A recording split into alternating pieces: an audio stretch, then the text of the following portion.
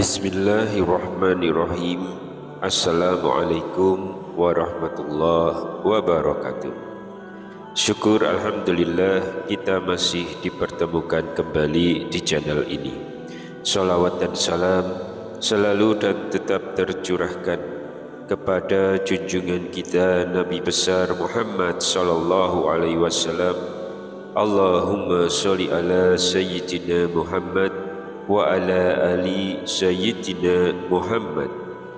Harapan dan doa saya semoga sahabatku semuanya selalu diberikan kesehatan, dilapangkan rezekinya, diampuni dosa-dosanya, dipanjangkan umurnya, dan semoga kita tidak mati kecuali mati dengan beriman dalam Islam. Dan sempatkanlah menuliskan sholawat di kolom komentar, insyaallah akan menjadi bukti cinta kita kepada Rasulullah Muhammad sallallahu alaihi wasallam. Semoga kita semua mendapatkan syafaat beliau di akhirat kelak. Amin ya rabbal alamin. Sahabat beriman yang dirahmati Allah, doa mustajab yang pernah dipanjatkan oleh para nabi dan rasul tercantum dalam ayat-ayat Al-Quran, sehingga dengan begitu kita umat Islam dapat dengan mudah mengamalkannya. Sebagai umat Islam, kita sungguh menyadari dan memahami bahwa Al-Quran bukan sekedar kitab petunjuk. Ia adalah kalamullah yang penuh pelajaran, kisah, dan doa-doa yang menyentuh jiwa. Di antara ayat-ayatnya, Allah subhanahu wa ta'ala memilih untuk mencantumkan doa-doa para nabi dan rasul yang mereka panjatkan di tengah ujian hidup, penderitaan, bahkan saat kemenangan tiba. Lalu mengapa Allah mencatat doa para nabi di dalam Al-Quran? Allah melakukan demikian supaya hambanya yang beriman dapat mengetahui cara yang lurus dan benar saat berdoa dan bermunajat kepadanya. Alasan lainnya supaya manusia mempelajari bacaan dan sifat doa para nabi, adab berdoa mereka, hingga kesempurnaan penyandaran doa hanya kepada Allah subhanahu wa ta'ala. Hal ini dikarenakan barang siapa meneladani para nabi dalam hal itu, niscaya Allah subhanahu wa ta'ala akan membantunya sebagaimana dia telah membantu mereka dan menyelamatkannya sebagaimana dia telah menyelamatkan mereka. Sahabat beriman yang dirahmati Allah, diketahui bahwa Allah subhanahu wa ta'ala mengabulkan doa-doa yang diucapkan para nabi dan rasulnya, sehingga ada baiknya bagi kaum muslim untuk mengambil hikmah, bahkan mengamalkan bacaan doa mereka. Dan di antara banyaknya doa para nabi dalam Al-Quran, berikut ini beberapa doa yang bisa diamalkan umat Islam sesuai keadaan dan kondisi masing-masing. Yang pertama, doa Nabi Adam alaihissalam. Rabbana dhalamna anfusana wa illam taghfir lana wa tarhamna lanakunanna minal khasirin. Ya Tuhan kami telah menzolimi diri kami sendiri. Jika Engkau tidak mengampuni kami dan tidak merahmati kami, niscaya kami termasuk orang-orang yang rugi. Quran Surat Al-A'raf ayat 23. Imam At-Tabari dalam tafsirnya menyebutkan bahwa maksud dari kata menzolimi diri kami sendiri merupakan kalimat penyesalan karena telah melakukan keburukan yang justru merugikan diri sendiri. Ini menunjukkan bahwa saat seseorang melakukan keburukan, ternyata akan merugikan dirinya sendiri. Selain itu, dalam doa Nabi Adam tersebut juga meminta agar taubatnya diterima. Kalimat wa tarhamna lanakunanna minal khosirin menunjukkan jika Nabi Adam dan Hawa tidak diampuni, maka mereka akan menjadi hamba yang merugi. Yang kedua, doa Nabi Nuh alaihissalam yang pertama. Qala rabbi inni a'udzu bika an as'alaka ma laisa li bihi ilmun wa illa taghfirli wa tarhamni akum minal khasirin. Nabi Nuh berkata, ya Tuhanku, sesungguhnya aku berlindung kepadamu untuk memohon sesuatu yang aku tidak mengetahui hakikatnya.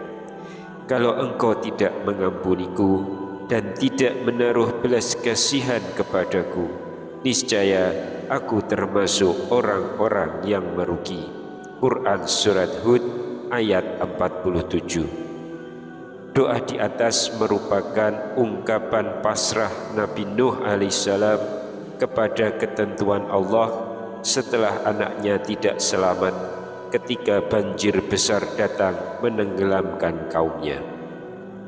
Lalu yang ketiga, doa Nabi Nuh alaihissalam yang kedua.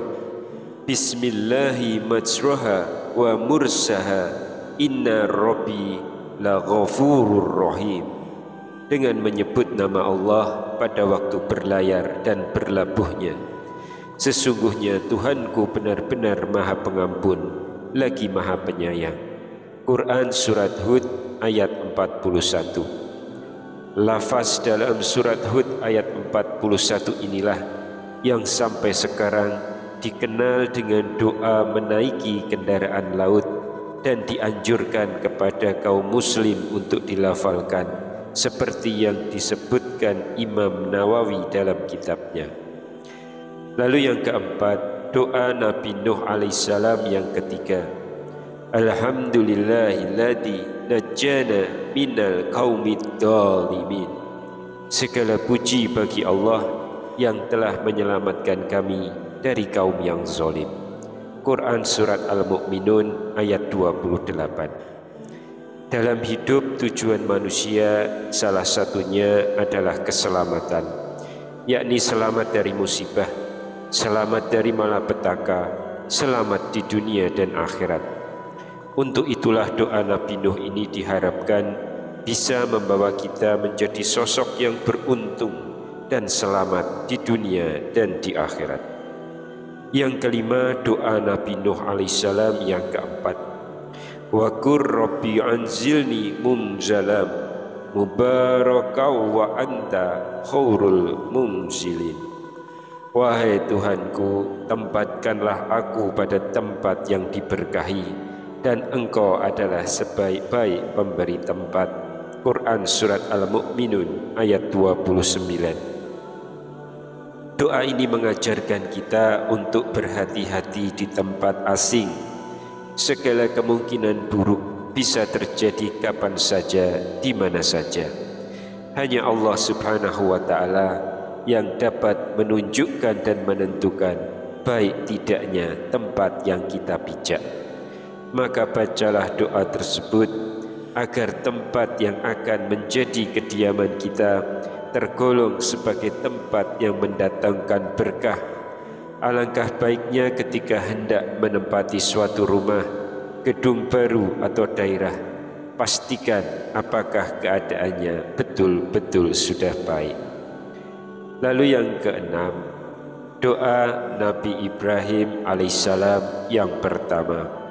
Rabbana innaka ta'lamu ma nukhfi wa ma nu'lin wa ma yakhfa 'alallahi min syai'in fil ardi wala fis sama. Ya Tuhan kami, sesungguhnya Engkau mengetahui apa yang kami sembunyikan dan apa yang kami tampakkan. Tidak ada sesuatu pun yang tersembunyi bagi Allah, baik yang ada di bumi maupun yang ada di langit. Quran Surat Ibrahim ayat 38. Doa yang dimohonkan Nabi Ibrahim ini ditujukan agar Tuhan menjadikannya dan anak cucunya hamba Allah yang taat, dan agar anak cucunya itu diberi rezeki, sehingga dengan rezeki itu mereka dapat menyempurnakan penghambaan dirinya kepada Allah. Dengan rezeki itu pula mereka dapat membela dan mengembangkan agama Allah serta menjadi pelayan dan khodam Ka'bah atau rumah Allah. Lalu yang ketujuh, doa Nabi Muhammad sallallahu alaihi wasallam yang pertama, Hasbiyallahu la ilaha illa huwa alaihi tawakkaltu wa huwa rabbul arsyil azim. Cukuplah Allah bagiku, tidak ada Tuhan selain Dia, hanya kepadanya aku bertawakal, dan Dia adalah Tuhan pemilik arsy singgasana yang agung. Quran Surat At-Taubah ayat 129. Membaca surah At-Taubah ayat 128 sampai 129 sebagai zikir pagi dan petang akan menjaga orang yang mengamalkannya dari segala kesusahan dunia maupun akhirat. Selain itu, mengamalkan dua ayat terakhir surat At-Taubah pada waktu maghrib dan subuh sebanyak 7 kali, maka akan diberkahi umur yang panjang. Yang kedelapan, doa Nabi Muhammad sallallahu alaihi wasallam yang kedua, Rabbi zidni ilma, ya Tuhanku, tambahkanlah ilmu kepadaku. Dari Abu Hurairah radhiyallahu anhu berkata, Rasulullah sallallahu alaihi wasallam berdoa, Ya Allah, berilah aku manfaat dari ilmu yang telah Engkau ajarkan kepadaku. Ajarkanlah kepadaku ilmu yang bermanfaat bagiku, dan tambahkanlah untukku ilmu. Segala puji bagi Allah atas setiap keadaan, dan aku berlindung kepada Allah dari keadaan penduduk neraka. Hadis riwayat At-Tirmizi. Yang kesembilan, doa Nabi Muhammad sallallahu alaihi wasallam yang ketiga, Rabbighfir warham wa anta khairur rahimin. Ya Tuhanku, berilah ampunan dan rahmat, Engkaulah sebaik-baik pemberi rahmat. Quran Surat Al-Mu'minun ayat 118. Ayat ini menerangkan bahwa setelah menjelaskan keadaan orang-orang kafir, kebodohan mereka di dunia, dan siksaan yang disediakan bagi mereka di akhirat, Allah memerintahkan Rasul-Nya supaya memohon kepadanya agar dimaafkan semua kesalahan yang diperbuatnya, diberi rahmat dengan diterima tobatnya, dan dibebaskan dari azab atas kelalaian dan kekeliruan yang telah diperbuatnya, karena Dialah pemberi rahmat yang paling baik. Perintah Allah kepada Rasul-Nya seperti tersebut dalam doa tersebut adalah untuk menjadi contoh yang baik bagi umatnya. Setiap kali mereka berbuat kesalahan, supaya mereka beristighfar, dan setiap mereka berbuat maksiat, supaya cepat-cepat bertaubat. Jangan sampai kesalahan dan maksiat itu bertumpuk-tumpuk, karena yang demikian itu akan menjadi beban yang berat nanti di hari akhirat. Demikianlah 9 doa yang sangat mustajab dari para nabi dan rasul di antara banyaknya doa lain dalam Al-Quran. Semoga kita bisa mengamalkan dalam kehidupan sehari-hari. Wallahu a'lam bishawab. Demikian yang bisa kami sampaikan di kesempatan kali ini. Semoga dapat memberikan manfaat untuk kita semua. Wassalamualaikum warahmatullahi wabarakatuh.